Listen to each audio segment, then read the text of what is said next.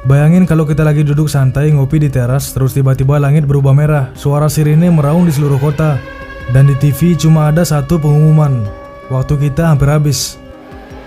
Ini bukan film, bukan juga teori konspirasi, tapi besar kemungkinan kenyataan. Beberapa ilmuwan terbaik dunia baru aja menggeser Doomsday Clock atau jam kiamat ke 89 detik menuju tengah malam, menuju kehancuran. Nah, itulah yang digambarkan sama Doomsday Clock tahun ini. Dan bisa terjadi kapan aja, bahkan ini adalah waktu yang paling dekat sepanjang sejarah. Dulu kita dengar kata kiamat mungkin langsung kepikiran film Hollywood, meteor jatuh, alien menyerang, atau robot AI yang mengambil alih dunia. Tapi kenyataannya dunia beneran makin dekat sama kehancuran. Dan yang lebih serem bukan alien atau meteor yang bikin kita kayak gini, tapi kita sendiri yang nyetir menuju kehancuran ini dengan kecepatan penuh. Semua ini terjadi karena faktor geopolitik, perkembangan teknologi, dan lain sebagainya, sebagai landasan prediksi para ilmuwan terkemuka yang pernah ada. Dan sampai saat ini Doomsday Clock diperbarui tiap tahun. Nah, di tahun 2025 ini menurut prediksi ilmuwan, dalam sepanjang sejarah tahun inilah yang paling mendekati meletusnya kehancuran besar.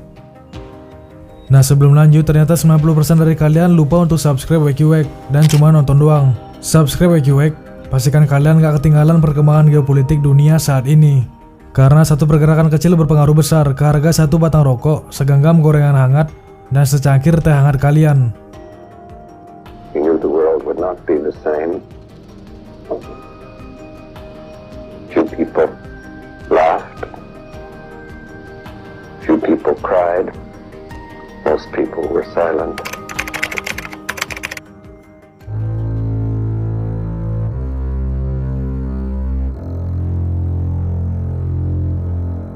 Kisah jam kiamat ini dimulai di tahun 1945. Semua ini bukan omong kosong. Ini adalah jam simbolis yang dibuat oleh para ilmuwan dari Bulletin of the Atomic Scientists, sebuah organisasi yang didirikan pada tahun 1945 oleh Albert Einstein, J. Robert Oppenheimer, dan para ilmuwan dari Universitas Chicago yang dulu ikut dalam proyek Manhattan. Proyek yang menciptakan senjata nuklir pertama di dunia, dan yang juga kalian kenal dengan nama bom atom. 2 tahun setelah berdiri, organisasi ini meluncurkan Doomsday Clock sebagai cara buat ngingetin manusia seberapa dekat kita dengan kehancuran total. Konsepnya sederhana tapi mengerikan. Jarum jam yang bergerak semakin dekat ke tengah malam, berarti dunia semakin dekat dengan bencana global. Nah, midnight alias tengah malam itu bukan cuma pergantian hari biasa, tapi melambangkan kiamat, momen dimana peradaban bisa lenyap gara-gara teknologi buatan manusia sendiri. Yang bikin Doomsday Clock ini makin menarik atau menakutkan adalah siapa yang mengatur jarum jamnya. Nah, setiap tahun pengaturan waktu dilakukan oleh Science and Security Board dari Bulletin of the Atomic Scientists, dengan masukan dari Board of Sponsor yang terdiri dari para ilmuwan top dunia termasuk 9 peraih Nobel. Jadi ini bukan ramalan sembarangan kayak prediksi akhir dunia di kalender suku-suku kuno, atau ramalan-ramalan gaib seperti 2012 yang pernah kalian dengar sebelumnya. Tapi ini adalah keputusan yang dibuat berdasarkan analisis ilmiah tentang ancaman nyata terhadap dunia. Doomsday Clock meskipun awalnya dibuat buat ngasih peringatan tentang ancaman perang nuklir, seiring waktu ancaman lain ikut diperhitungkan seperti perubahan iklim, penyebaran informasi palsu, teknologi biologis yang disalahgunakan, dan kecerdasan buatan yang semakin canggih. Semua faktor ini bisa mempercepat hitungan mundur menuju kehancuran global. Jadi kalau Doomsday Clock bergeser makin dekat ke tengah malam, itu bukan cuma angka-angka di jam simbolis, tapi peringatan serius kalau dunia kita lagi dalam bahaya besar. This is the Doomsday Clock. It was designed back in 1947 by artist Martel Langsdorff. Pada tahun 2024, umat manusia semakin mendekati bencana global. Ketegangan yang mengkhawatirkan terus berlanjut, dan meskipun tanda-tanda bahaya sudah jelas, para pemimpin dunia serta masyarakat belum mengambil langkah yang diperlukan untuk mengubah arah. Oleh karena itu, Doomsday Clock digeser dari 90 detik menjadi 89 detik menuju tengah malam, posisi terdekat dengan kehancuran yang pernah tercapai. Nah, harapan utama dari pengumuman ini adalah agar pemimpin dunia menyadari situasi eksistensial yang dihadapi, dan juga mengambil tindakan yang berani untuk mengurangi ancaman dari senjata nuklir, perubahan iklim, serta penyalahgunaan ilmu biologi dan teknologi yang berkembang pesat. Nah, pertanyaannya sekarang, apa aja faktor ilmiah yang bikin para ilmuwan jenius di tahun 2025 ini memajukan atau ngeset waktu ke 89 detik menuju tengah malam atau kehancuran? Ya, artinya ini adalah waktu yang paling dekat sepanjang sejarah Doomsday.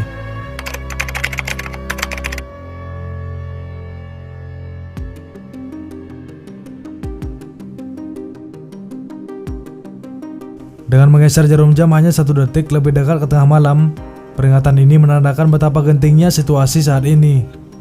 Setiap detik yang terbuang tanpa perubahan hanya meningkatkan probabilitas terjadi bencana global. Resiko nuklir menjadi faktor utama yang membuat Doomsday Clock semakin dekat ke tengah malam. Perang Rusia dan Ukraina terus berlanjut, meningkatkan kekhawatiran akan eskalasi penggunaan senjata nuklir. Rusia telah menarik diri dari perjanjian kontrol senjata, sementara konflik Timur Tengah semakin memanas. Iran meningkatkan kapasitas pengayaan uranium. Uranium yang diperkaya mengandung lebih banyak isotop uranium-235 yang diperlukan untuk bahan bakar reaktor nuklir. Dan jika diperkaya ke tingkat yang lebih tinggi, dapat digunakan untuk membuat senjata nuklir. Ini meningkatkan kekhawatiran global, karena semakin tinggi tingkat pengayaannya, semakin kecil langkah yang dibuat untuk menghasilkan senjata nuklir. Kemudian ketegangan Iran dan Israel terus meningkat, yang dapat memicu ketidakstabilan lebih besar. Sementara itu, negara-negara seperti Amerika Serikat, Rusia, dan Cina terus memperbarui dan memperluas arsenal nuklir mereka. Korea Utara juga berencana untuk meningkatkan jumlah senjata nuklirnya, dan semakin banyak negara yang mempertimbangkan untuk memiliki senjata nuklir sendiri, yang berisiko meruntuhkan sistem non-proliferasi global. Non-proliferasi adalah perjanjian yang ditandatangani pada tahun 1968 oleh beberapa negara pemilik senjata nuklir dan non-nuklir utama. Mereka berjanji untuk bekerjasama dalam membendung penyebaran teknologi nuklir. Nah, selain itu, faktor lain yang menjadi pertimbangan adalah perubahan iklim yang semakin memburuk. Tahun 2024 mencatat suhu global tertinggi dalam sejarah, dengan peningkatan suhu lautan, pencairan es kutub yang lebih cepat, serta semakin seringnya kejadian cuaca ekstrim seperti gelombang panas dan banjir. Meski ada peningkatan investasi dalam energi terbarukan, upaya tersebut masih belum cukup untuk menghentikan pemanasan global. Nah, negara-negara berkembang yang paling sedikit menyumbang emisi justru menjadi pihak yang paling terdampak.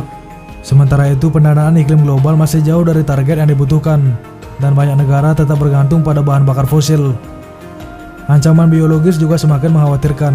Penyebaran flu burung HPAI yang semakin luas meningkatkan risiko penularan ke manusia dengan potensi pandemi baru. Perubahan iklim juga berkontribusi terhadap penyebaran penyakit dengan mengubah habitat hewan dan serangga pembawa virus. Laboratorium biologi tingkat tinggi terus berkembang, tetapi pengawasan terhadapnya masih lemah, sehingga meningkatkan risiko kebocoran patogen berbahaya. Kemudian faktor lain selain itu, kemajuan dalam kecerdasan buatan menambah kemungkinan penyalahgunaan teknologi. Penyalahgunaan untuk menciptakan senjata biologis baru, yang bahkan sulit dideteksi dan ditangkal. Nah, teknologi yang semakin maju juga membawa tantangan baru. AI kini digunakan dalam sistem persenjataan dan pengambilan keputusan militer, termasuk dalam komando nuklir. Beberapa negara telah mengembangkan senjata otonom yang dapat menyerang tanpa intervensi manusia, yang meningkatkan risiko perang yang tidak terkendali. Hal ini dapat mempengaruhi stabilitas politik dan sosial di berbagai negara. Selain itu, AI semakin mempermudah penyebaran berita palsu. Nah, pemilu di banyak negara kini menjadi sasaran manipulasi informasi yang dilakukan oleh aktor negara maupun non-negara. Di luar angkasa, perlombaan senjata semakin meningkat. Negara-negara besar mulai mengembangkan teknologi anti-satelit yang dapat mengganggu sistem komunikasi dan pertahanan global. Senjata hipersonik juga semakin banyak dikembangkan, meningkatkan risiko serangan yang sulit dicegat dan memperburuk ketegangan geopolitik. Jadi dunia berada di ambang bencana, dan waktu untuk bertindak semakin sedikit.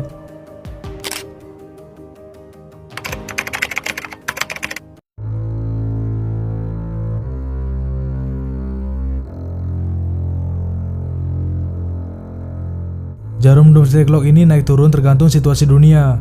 Yang paling aman tahun 1991, setelah Perang Dingin berakhir dan Amerika Serikat serta Uni Soviet menandatangani perjanjian pelucutan senjata nuklir. Nah, saat itu jam mundur jauh ke 17 menit sebelum tengah malam. Tapi sejak saat itu keadaan semakin memburuk.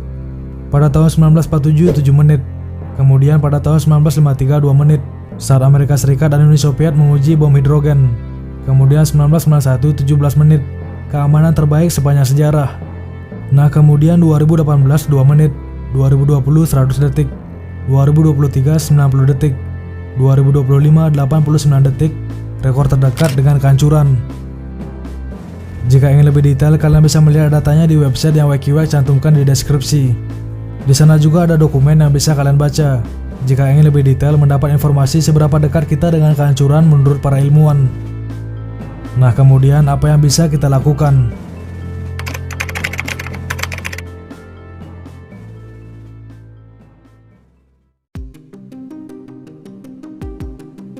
Doomsday Clock sekarang di angka 89 detik. Artinya dunia ini udah kayak lilin yang meleleh, tinggal nunggu waktu padam. Atau kita bisa perbaiki situasi sebelum terlambat. Semua masalah yang tadi kita bahas memang serem, tapi bukan berarti nggak bisa diatasi. Nah, tiap tahun Doomsday bisa berubah. Walaupun semakin majunya teknologi dan ketegangan geopolitik yang memperparah situasi, kita masih ada harapan untuk menghentikan semua ini. Nah, gimana menurut kalian?